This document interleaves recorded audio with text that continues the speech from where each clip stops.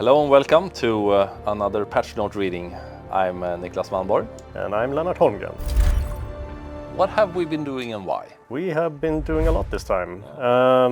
First of all, we've been trying to improve a lot of the primaries, sidearms, throwables and stratagems to make them a bit more effective in more situations. Not all of them, right? Not all. No, we didn't have time for all of them this time. Some of the other more general changes is the light versus medium pen discussion. Medium pen is usually the better option in most situations. But we do love our light pen. Yes, light pen is also useful, but we wanted to have more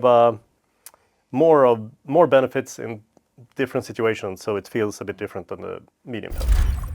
We have pistol rounds, so SMGs and pistols that have regular rounds. They have gotten more drag, so they have more damage fall off, but they have even more damage now. So up close they will do more damage, but damage will fall off a little faster. So this is a way to make them feel a bit more different than other weapons and have that more close combat feel. So what did you do to all our throwables? We want to make them feel more distinct and have more of a purpose in different situations. So right now I get the feeling that most people are like, oh, Thermite fixes most stuff. When you scour enough of the internet, you have a lot of opinions about the enemies. We've tried to look at as much of that as possible. So let's start at the beginning.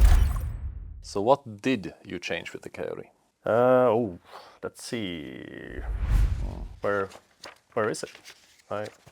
Where did you put the Coyote? Where did I put the Coyote? Did you put it at the... Oh wait, we didn't do anything. That's so weird. Yeah. But interesting. Apparently, we forgot to change the Coyote. So right.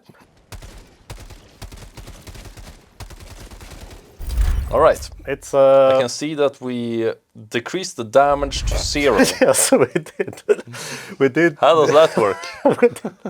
We did decrease the damage to 0 on it, but okay. That's only the projectile damage. Because it has the proximity trigger, the projectile damage never is applied. And right, so it blows up before it actually hits anything. Exactly. So we took away the projectile damage because it's never applied, and we increased the explosion damage instead. So it does more damage, better than 0. Yes, we buffed up the explosion damage, not exactly the same amount as the projectile damage, but the explosion damage has higher AP and affects a larger area, and yeah, usually explosions does more damage in general. So it went from 150 to 225. Explosion damage. Yeah, and that's the effective damage. It would also have gone up. Yes. When they look in the menu, it would have gone from like 250 to 225. Yes. But you actually get more damage. 50% more damage. Yes. We have an old classic that I haven't seen in a while. Next. We have the Slugger. Ooh. And that one has gotten a pretty hefty damage increase from 280 to 330. And this is mainly because it has a lot of drag, so it loses damage over distance. And right. It also has... So you don't actually normally get your even 280 you had before. So this also makes it more of a similar to the SMG changes. It's a high punching weapon at close range, but over distance you will lose some damage. So if you compare it to the Dominator, for instance, it never really loses any damage, so it's more consistent. But this one is like punching hard close and losing some. And now it has a decent amount more damage than the Dominator. Liberator Carbine, what have you done?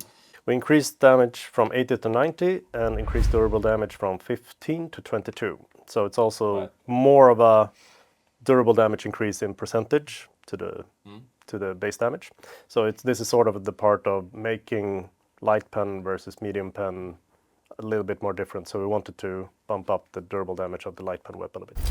And also the Liberator Concussive, 65 to 75. One of my favorites. And its durable damage is also increased from 30 to 35. So it's a chunky durable damage on that one.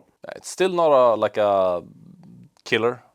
It's still a crowd control weapon, but it's a better one. Yeah. For the Tenderizer though, we only bumped up the durable damage from 22 to 30. It has a lot of damage on it. Yeah, it has a lot of damage. So. But it cements that light penetration weapons, they do more durable damage. Yes, we're compensating up the light pen weapons and keeping the medium penetration weapons on a similar level. Pacifier. Yes, another medium penetrator weapon. So that one got also a damage increase from 50 to 55. And Another thing. Stun. And the stun value. Yes. It has. It started at 1.25 per round, and then it went up to 1.5. Now it's up to 2. Yes. And this is also after we fixed the bug, so it works the same for both solo players and multiplayer. Yeah, so you don't get an application per player in the lobby. Yeah, so now it's time to we're trying to find a good spot for it now after we have that fixed. The Defender. The Defender, an old classic. So that one got a bigger bump because of the drag decrease, so it's from 80 to 100 in that base damage. And durable damage is also a bigger increase from 8 to 18. All right. So that's also because it's a light penetrating weapon, so we wanted to give it more durable damage. With an SMG, when I'm up close, I will do a lot more damage than I used to. You will do more damage, yes. Yeah, a decent chunk. A decent chunk. Yeah, but when I'm around 30-40 meters, I'm... Sort of similar, maybe a little bit better. And if I try and snipe something 100 meters away... You will lose more damage. Yeah, that's not gonna go well. Yeah.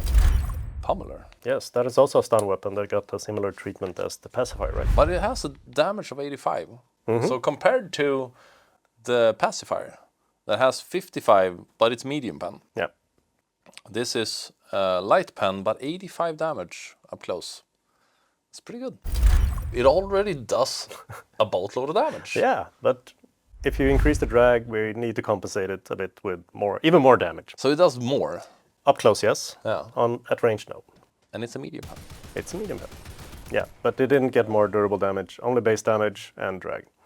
So yeah, it will, up close it will punch even harder, but at range it will be a little less effective. The Halo rifle got some more love. So this is sort of the part of the assault rifle.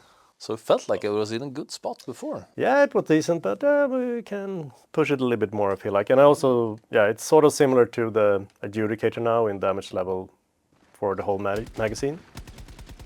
Also, if you compare it to the Adjudicator, for instance, that one has a scope, and this one does not have a scope, so it's more also of a is close customizable. Yeah, that one is customizable. You can do other things, so it's different in another way. The M7S SMG.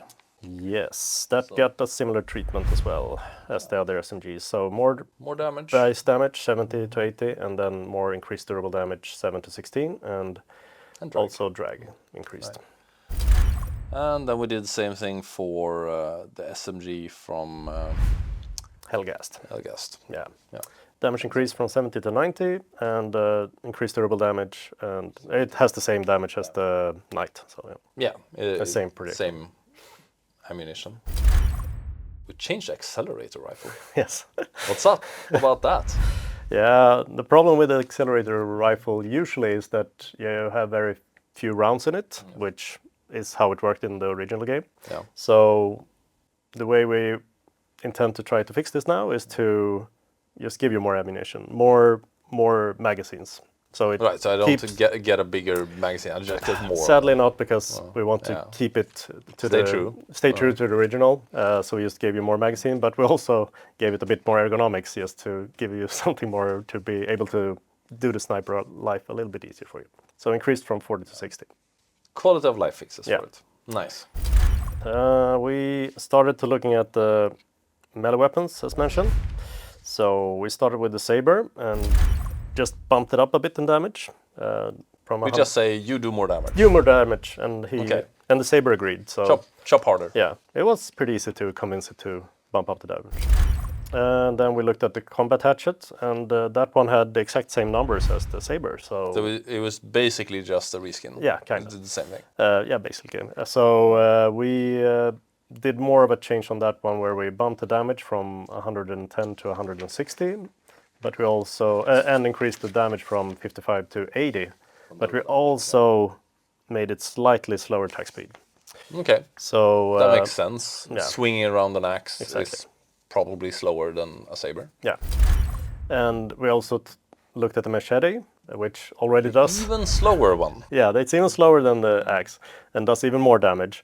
But we bumped the damage even more, from 170 to 200, and durable damage from 80 to 100. So now if you want a very high-speed melee weapon, you take the Saber. If you want something in between, you take the axe. And if you want slow, more damage, you take the Machete.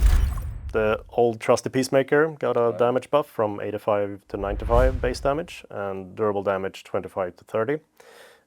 And also as the new pistol drag increased from 0.6 to 1. So we did kind of the same thing with most of the bullet-based pistols. Yes. So Redeemer got a bit of damage bump. Verdict got a bit of damage bump, but that one is AP3 or medium pen. Yeah. So it only got base damage bump. Okay, not durable damage. Not durable damage on that one. And the Warrant we did a different thing for because it's a smart pistol, so it did more of the Dominator change for that one. Right, so it doesn't really have drag at all. No. Because those bullets actually self-propel. Throwables. Yes. What happens here? What's going on? Let's start with Ted. Ted. The Dynamite. It doesn't really feel big boom. Ah, so you're saying it is not truly big boom? No, big boom should go big, as we say. So we increased the damage from 700 to 1000. That sounds like it's gonna kill a lot of things. Yes, we also increased the armor penetration from medium to heavy. So increased the demolition strength from 30 to 40. So now you can close Bile Titan holes and stuff like that. All right. The Thermite can't do that, for instance. But this one is also more niche to destroying structures and groups of enemies. But you can still use them against anti-tank enemies, like chargers and hulks and stuff. But if you really want an anti-tank option, you probably go with the Thermite. Sounds flexible, at least. Yeah, it's a bit more flexible. I would guess it's safe to say that the Pineapple came out a bit undercooked. The community sent it back to the chef, and we put some spices on it. Okay. Put it in the oven a bit more, and a lot of changes happened to it. Okay, that's a lot of changes. Yes. So what I'm reading is more shrapnel, basically. Yeah. More demolition strength. You can destroy Bug holes and stuff. Bigger explosions from each shrapnel. Yeah, a little bit of explosion radius. The inner radius, at least, so the damage doesn't fall off as much. Okay, and increased damage of the shrapnel. Yes, from 70 to 100. Remove the lifetime of shrapnel. You can make it work in different ways, so you can just try to time it and throw it above enemies and then make it rain, which can be an interesting skill.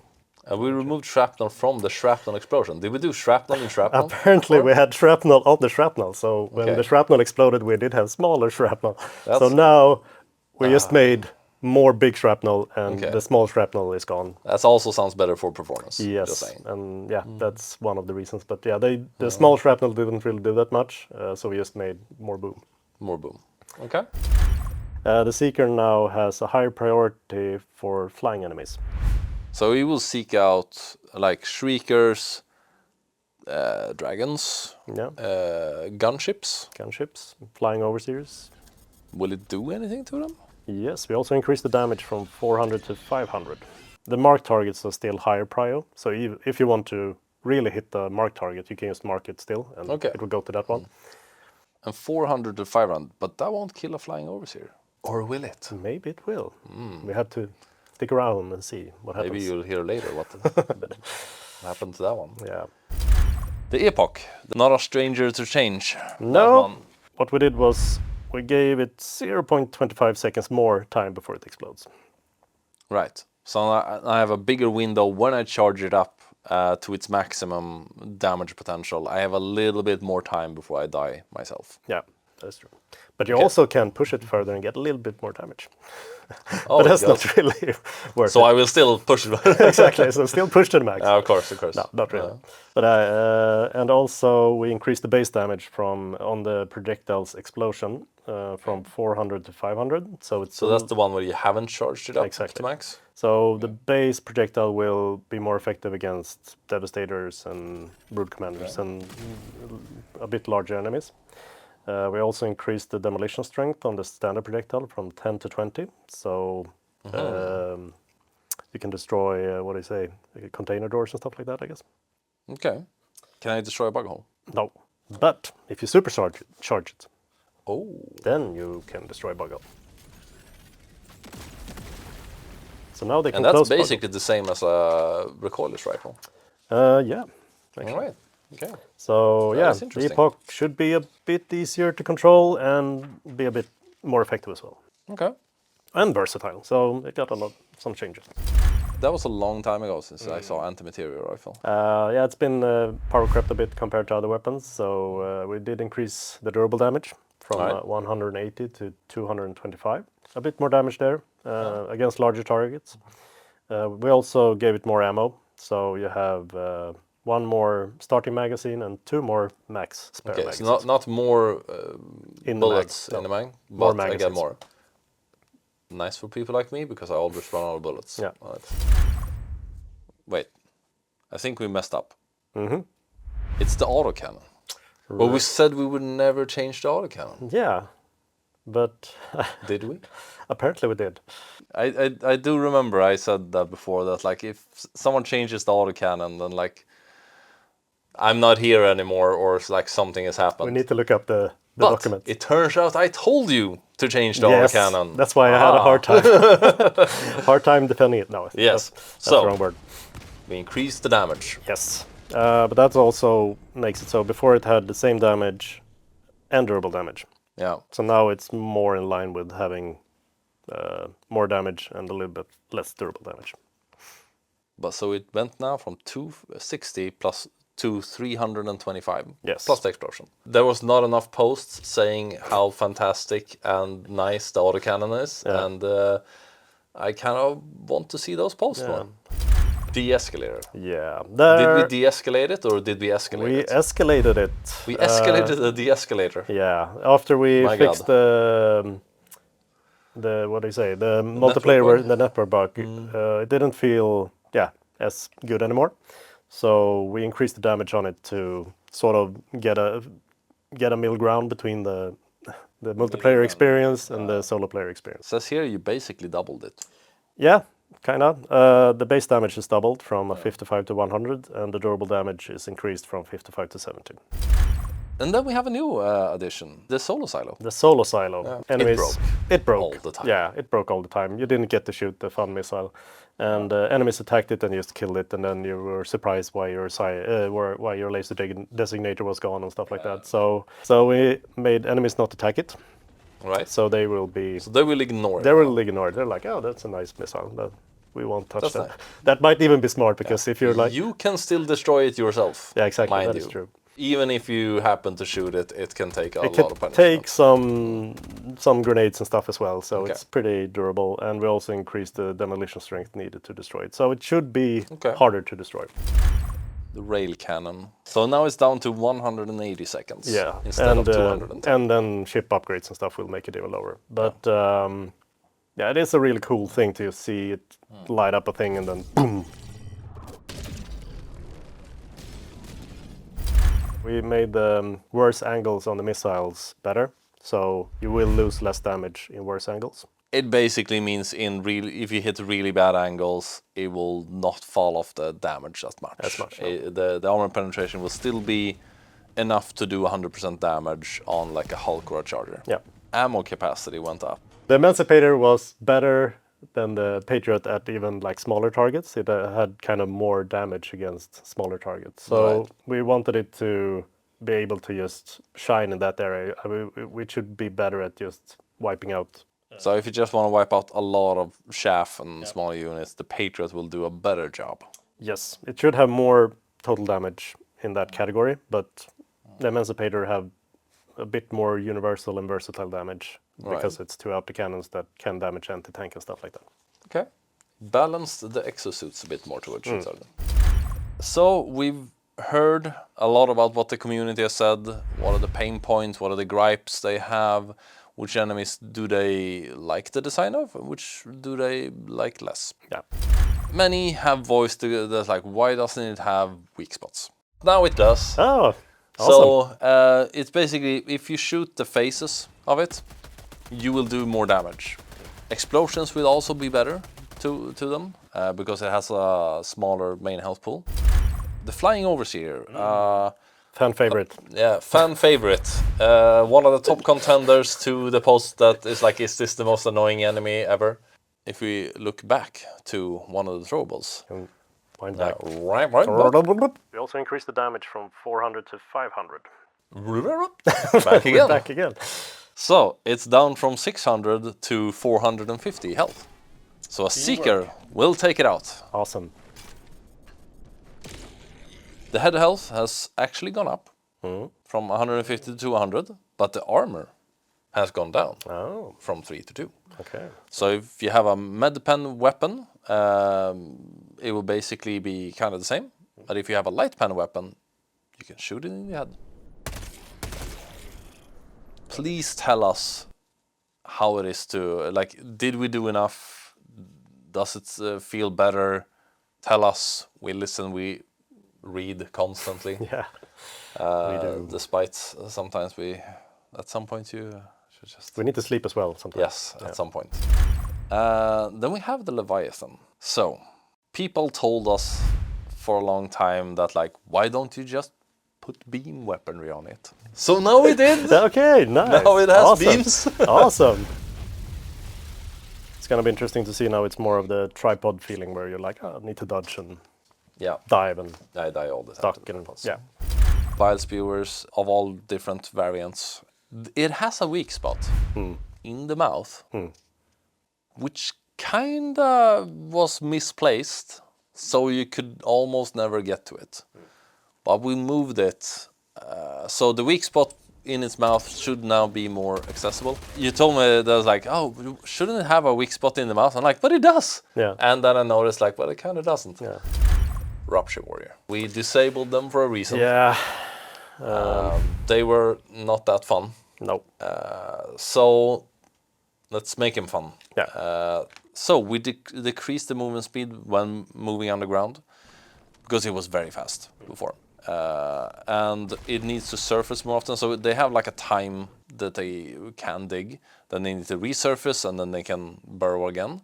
But it kind of gives you a window. The attack that it does from a bird state is slightly slower, and we removed the functionality that basically makes it a homing missile.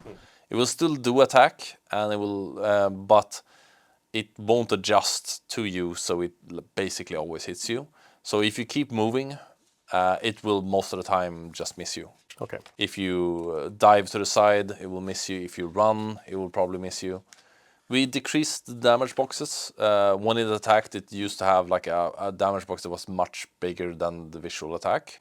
Its normal attacks localized more perfectly around the claws, which should also make stuff feel less unfair. It's still like medium armor, but the legs are now light armor. Okay. So the claws in the front and the head is still medium armor, but the rest is. So you can go for the legs, you can go for the body. How they handle turrets, they used to just dig up to turrets and then just destroy them underground without even surfacing. Sneaky. Very sneaky. It was not really what we intended. So now they will prefer to unburrow when they're within around 5 meters of a turret, and then they will approach it and kill it above ground. So if you have a Gatling turret or something, it will usually get a chance to shoot them. There's a lot of Dragonroaches. Yeah. So we did adjust the spawn rate, or we kind of did that. Sometimes you get a Dragonroach, and sometimes you get Shriekers when they're active. So on difficulty 5-6, it's like half the amount. 7, 8, 9, it's roughly 60% of what it was, and difficulty 10, it's 2/3 of what it was. Okay. So across the board, it's less dragons. Also, why can't I kill it properly in the wings? I heard that they were just flying on spite. Yeah. Even with no wings. Exactly. You still get like a graphical to show that like when a wing is damaged, but now each wing has a health pool. It's a pretty big health pool, but it's no armor. It is durable, but no armor. And we increased how much damage it takes from explosions. The Dragonroach in general is more susceptible to explosions because even if you hit the body, you also now hit the wings and do more damage to it. So hopefully, it feels now more fair to take them down. Nice. There should be less dragons and easier to take down. when you attacked an outpost, they would basically alarm instantly. We did it so they need visual confirmation before calling it in. Before, there was just like someone in the guards kind of knew that you were there and they alarmed. Okay. So now they will react to like, oh, you're attacking by the base, but they will actually need to go and find you. Okay. And So see you, and then like, ah, there's a guy. Right. Then alarm. The bunker turrets. Ah. We listened to the ragdoll fatigue and the annoying sniper turrets. So we removed ragdolling from the explosion that the projectile's explosion basically. It will still ragdoll if it hits you. Okay. But if it hits Kind of makes sense, I guess. yeah, it's still like a small cannon. Yeah, exactly. Yeah. But if it hits close to you, you will not ragdoll. Okay. You will take damage. The Warstrider. Ooh. I can basically compile a book of all the comments, suggestions, and opinions about this one. So I kind of read the book that we compiled, and it makes a lot of sense. First of all, we reduced a little bit how many grenades it shoots. It also shoots them less often, because like you could reach critical mass where there was just like so many grenades. It's like what do you say? Bollhav of grenades. Yeah. What's the English word for bollhav? I guess Ocean of balls. Ocean of balls. There's balls everywhere. We did the same thing that we did for the bunker turrets. Okay.